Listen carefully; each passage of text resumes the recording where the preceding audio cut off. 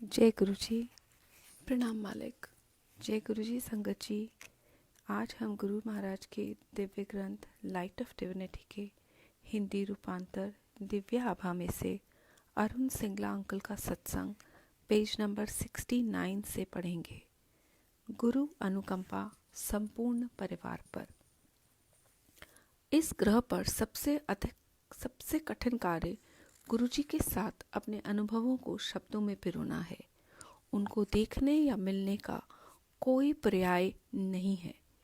उसके पश्चात ही आपको अनुभव होता है कि वह कौन है और उनमें कितनी अभूतपूर्व प्रतिभाएं हैं। परंतु उनके दर्शन सरल नहीं हैं। वे तो उनके नियत करने पर ही संभव हैं। अनेक बार उनके दर्शन करने की बनी बनाई योजनाएं सफल नहीं हो पाती हैं। इसके विपरीत यदि वह चाहें तो वे आपको कहीं से भी बुला लेते हैं। मुझे दोनों ही अनुभव हुए हैं। गुरुजी का भक्त बनने के कुछ दिन उपरांत ही मैंने अपनी अनुभूतियों का उल्लेख अपने उन मित्रों से किया जिनके साथ मैं प्रतिदिन 18 से 20 घंटे बिताया करता था। उन सबको यह सुनकर बहुत अचंभा हुआ और उन्होंने गुरुजी से मिलने की आकांक्षा व्यक्त करी। उनकी इच्छा के अनुरूप और मेरी उनको गुरुजी से दर्शन कराने की चाहत किसी न किसी कारणवश 6 माह तक टलती रही। वे दर्शन करने में असमर्थ रहे। अंततः जब यह संभव हुआ तो अपने जीवन के हर पृष्ठ पर गुरुजी की दया पाकर वे अति कृतार्थ हुए। अंतोगत्वा गुरुजी ही अपने पास बुलाते हैं। इसे एक दिन गुरुजी ने परोक्ष में कर दिखाया। मैं बाहर, जहाँ पर वाहन खड़े किए जाते थे, अपने एक मित्र की प्रतीक्षा कर रहा था। एक कार वहीं पाकर धीमी हुई और यह सोचकर कि मेरा मित्र इस कार में है, मैंने उसे एक खाली स्थान का मार्ग दिखाया।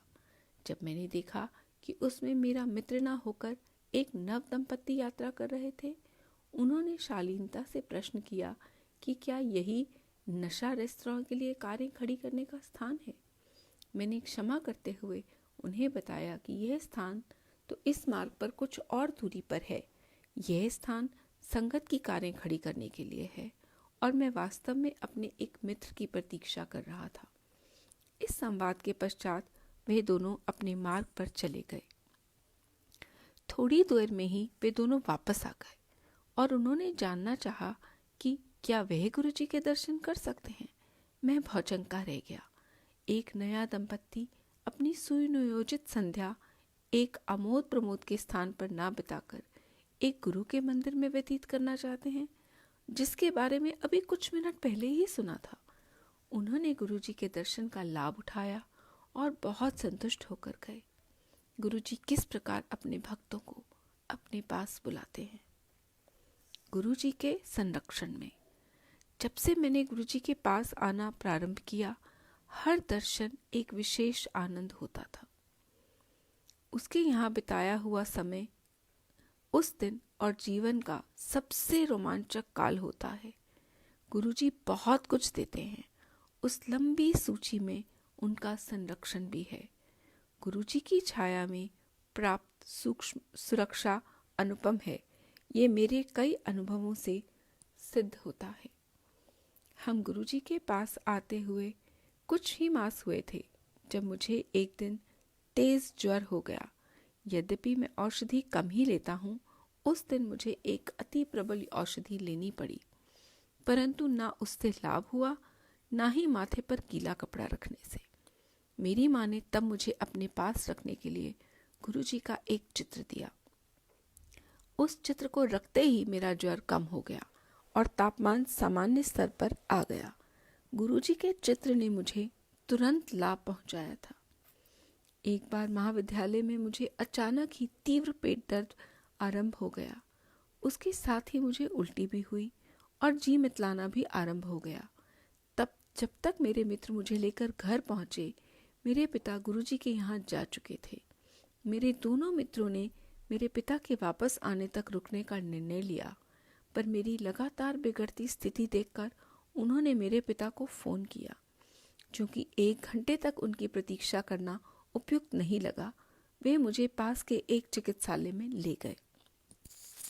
मेरा परीक्षण करने के बाद चिकित्सक ने मुझे 2 इंजेक्शन और कुछ औषधियां देकर घर जाकर विश्राम करने को कहा, किंतु उससे मुझे कोई लाभ नहीं हुआ।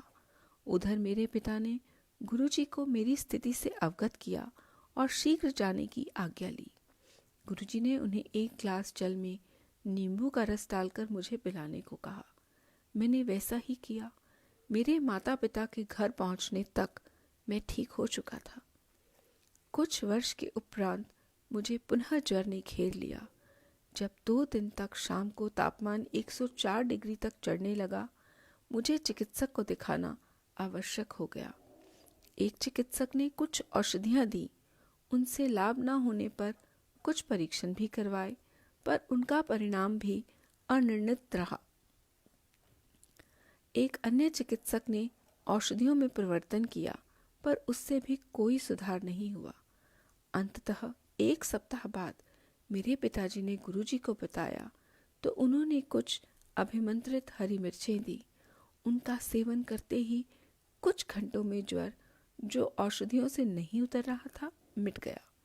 गुरुजी की दया के अतिरिक्त और किसी से यह संभव नहीं था। वाहन में रक्षा। गुरुजी को सबके भूत और वर्तमान का ज्ञान है। हमारी दृष्टि तो परिसीमित है और आगे क्या होने वाला है उसका हमें ज्ञान नहीं है। पर एक बार गुरुजी की शरण में आने के पश्चात और अपना जीवन उनको समर्पित करने के पश्चात वे हमारे भविष्य का भी ध्यान रखते हैं। एक बार गुरुजी ने मेरे पिता को बताया कि मेरी माँ और मेरे ऊपर संकट आने की संभावना है। गुरुजी को कुछ आभास हुआ होगा और वह उसके बचाव के लिए उपाय कर रहे होंगे। एक दिन अपराह्न को मैं अपनी कार में बाजार जा रहा था, जो करीब 2 किलोमीटर दूर था। मार्ग में एक ही बड़ा चौराहा था। उसे पार करते हुए मेरी बाईं ओर से आती हुई एक मोटरसाइकिल ने जोर से कार को मारा। कार को ऐसा झटका लगा कि वह मार्ग के बीच में बने हुए विभाजन पर जा टकराई। मेरे ऊपर कांच के छोटे छोटे टुकड़े टूटकर बिखरे हुए थे। जब मैंने सामने के कांच को देखा तो वह साबुत था। फिर मुझे आभास हुआ कि वे टुकड़े खिड़की के टूटने से बिखरे थे। मैं उतरकर मोटरसाइकिल के पास गया तो उपस्थित भीड़ मेरे साथ सांत्वना कर रही थी, यद्यपि मैं बड़ी गाड़ी चला रहा था। मैंने चालक के नंबर लिए। उसके कुछ मित्र आकर उसे ले गए। मैंने भी आगे जाने का निर्णय लिया। मुझे लग रहा था कि कार शुरू नहीं होगी, पर पहली ही बार चाबी घुमाने से वह चालू हो गई। मैंने बाजार जाकर अपना कार्य पूरा किया। जब घर पहुंचकर मैंने स्नान किया तो देखा कि मुझे एक खरोंच तक नहीं आई थी। गुरुजी की दया से कांच के टुकड़ों से मुझे कहीं कोई चोट नहीं आई थी। उस संध्या को जब हम एक संबंधी की कार में गुरुजी के पास पहुंचे तो गुरुजी ने मेरे पिता को कहा कि वह चिंता ना करे, केवल कार ही क्षतिग्रस्त हुई है और यह ध्यान देने योग्य है कि बेटे को कोई खरोंच तक नहीं लगी है। कार को देखकर कोई यह विश्वास नहीं कर सकता था कि उसके चालक को कोई चोट नहीं लगी है। कार को बहुत अधिक नुकसान हुआ था। उसका पूरा बायां हिस्सा बदलना पड़ा और उसको ठीक होने में 1 सप्ताह का समय लगा। केवल गुरुजी ही यह 100% सुरक्षा दे सकते हैं। शीत ऋतु में एक संध्या को गुरुजी के यहाँ जाते हुए जब मैं कार चला रहा था, अचानक ब्रेकों ने काम करना बंद कर दिया। यदि वे नोएडा से दिल्ली जाते हुए व्यस्त यातायात में हुआ होता तो निश्चित ही घातक होता, पर यह घटना एक लाल बत्ती पर हुई जब कार बहुत धीमे थी। आधे मार्ग तक आने के बाद हम ना तो वापस जाकर कोई और व्यवस्था करने की स्थिति में थे, ना ही आगे बढ़ सकते थे। उस समय शाम के 7:30 बज रहे होंगे। अंधेरा हो गया था और ठंडा मौसम होने के कारण किसी मैकेनिक के मिलने की आशा भी बहुत कम थी। परंतु संयोग से हमें एक मिस्त्री मिल गया जो घर जाने वाला था। और उसने सहायता भी करी। कार की बैटरी से बत्ती जलाकर वे कोई आधा घंटे तक दोष ढूंढने का विफल प्रयास करता रहा। अंत में मेरी बहन आरती ने गुरुजी से विनती करी जिससे हमें उनके दर्शन में और देर नहीं हो। ठीक उसी समय कार के दोष का पता चल गया। शीघ्र ही कार ठीक हो गई और हम गुरुजी के दर्शन की राह पर चल पड़े। जब हमने गुरुजी के दर्शन के लिए जाना आरंभ किया था तब मैं कार चलाना सीख रहा था, पर कभी भी नोएडा की सीमा को पार नहीं किया था। अतः मेरे पिता दोनों दिशाओं में कार चलाते थे। यह नोएडा और दिल्ली के यातायात में एक दिशा में 20 किलोमीटर से अधिक का मार्ग था। उनको एक कार्यवश चंडीगढ़ जाना पड़ा और हमारे पास उनके वापस आने तक गुरुजी के पास जाने का कोई विकल्प नहीं था। मैं हिचक रहा था, पर माँ और बहन के प्रोत्साहन पर जब मैंने पिताजी से अगले दिन गुरुजी के पास जाने के लिए कार लेके जाने की आज्ञा मांगी तो उन्होंने तुरंत हामी कर दी। अगले दिन मैं, माँ और बहन के साथ कार निकाल रहा था तो हमें, जहाँ बहन बैठी हुई थी, अचानक गुरुजी की उपस्थिति का आभास हुआ। उस दिन जब तक मैं कार चलाता रहा गुरुजी की उपस्थिति बनी रही। लौटते हुए भी यही हुआ। जैसे ही कार को घर पर खड़ा किया उनकी सुगंध लुप्त हो गई। गुरुजी अपने भक्तों का इतना ध्यान रखते हैं। उनके पास जाते हुए उनकी उपस्थिति न केवल उनकी दया और स्नेह के सूचक थे, उन्होंने हमारी रक्षा भी करी और मेरा उत्साहवर्धन भी किया।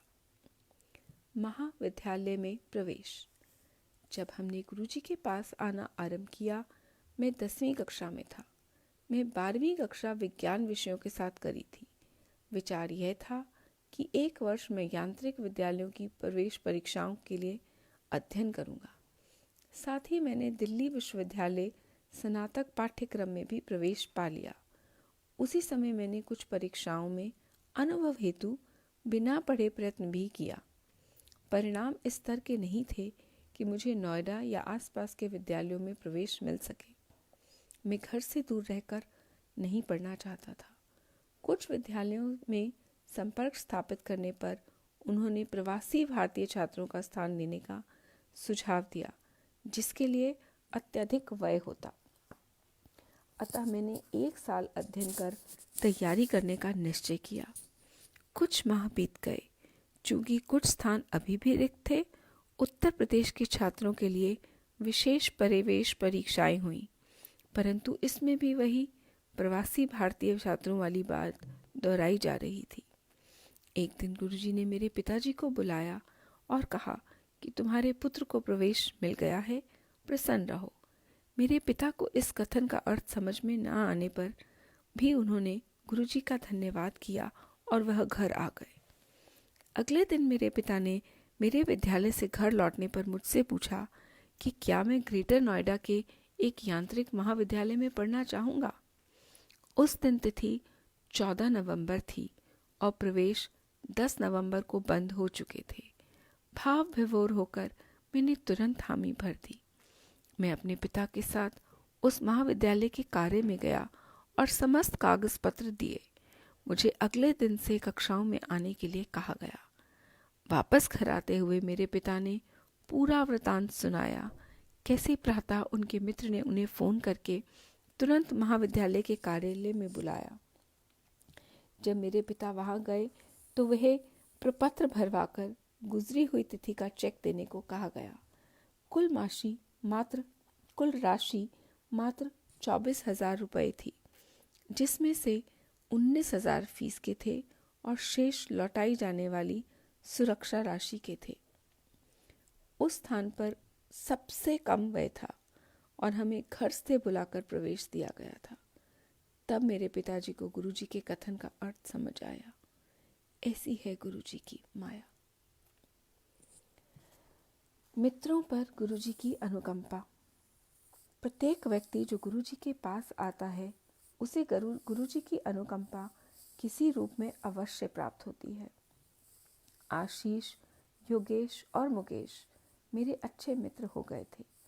कुछ प्रारंभिक बाधाओं के पश्चात उनको गुरुजी के दर्शन हुए। उनके कमल चरणों में स्थान मिला और कुछ अद्भुत अनुभूतियां हुई। हमारे महाविद्यालय में छमाही सत्र होते थे। अनुत्तीर्ण होने पर 1 वर्ष के अंतराल पर पुनः उस सत्र की परीक्षा दे सकते थे, परंतु यदि उत्तीर्ण होने के लिए 10 अंकों तक की आवश्यकता होती थी, वह दे दिए जाते थे। योगेश के 11 नंबर कम थे, अतः नियमानुसार उसे 1 वर्ष की हानि होती। 1 माह उसे बहुत परेशान रहना पड़ा, क्योंकि उसे अगली कक्षा में आने की अनुमति नहीं मिली। एक दिन उसने गुरुजी से सहायता के लिए प्रार्थना करी और ऐसा करते करते सो गया। जब वह सोकर उठा तो वह अपने स्वप्न को लेकर प्रसन्नचित पर असमंजस में था। उस दिन उसने हमें कुछ नहीं बताया।